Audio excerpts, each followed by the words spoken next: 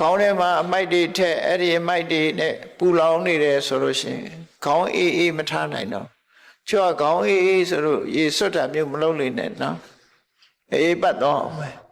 ခေါင်းအေးအေးထားဆိုတာအပူတွေအတွေးမတွေးနဲ့အရှုပ်တွေမထက်နဲ့မြူနီစပယ်အမိုက်ပုံကြီးမဖြစ်စေနဲ့ကိုယ်အုံနောက်ထဲမှာ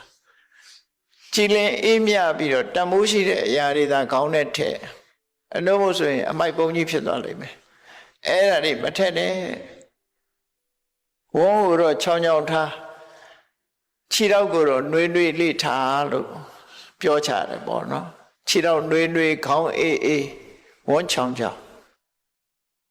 လူဘဝမှာတော့အဲ့ဒါជីវတုတ်တဲ့ခြင်းအကြောင်းတွေပဲကျမ်းမာပြီးတော့ជីវတုတ်တဲ့အကြောင်းအဲ့ဒါကြောင့်ဘဝမှာစာရင်တော်ဆိုတာဆင်ញင်သုံးသက်တတ်ရမယ်ကိုယ့်အခြေအနေကိုဆင်ញင်သုံးသက်တတ်ရမယ်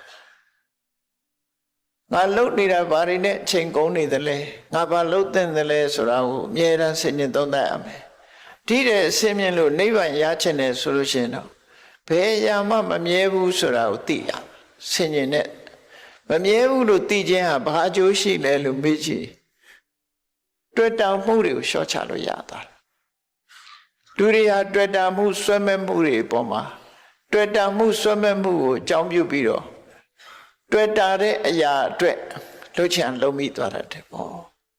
မကောင်းတာတွေလုံးမိသွားတယ်လုံးမိသွားလို့ဆိုးကျိုးတွေနဲ့တွေ့တတ်တယ်ဒါကြောင့်မို့တွေ့တာမှုကိုရှော့ချဖို့ရတယ်အရာခတ်သိမ်းဟာမမြဲဘူးဆိုတဲ့အနိစ္စတင်ညာထာဝရပြောင်းလဲနေတဲ့အရာတွေပဲလို့ဆင်ញင်သုံးသပ်နိုင်ရမယ်လို့သူဆိုတယ်အဲ့ဒါလို့မဟုတ်လို့ရှင်ကိုယ်စိတ်တွေအာယုန်တစ်ခုထဲမှာဆူဆီးလို့မရဘူးတမာရီမရှိလို့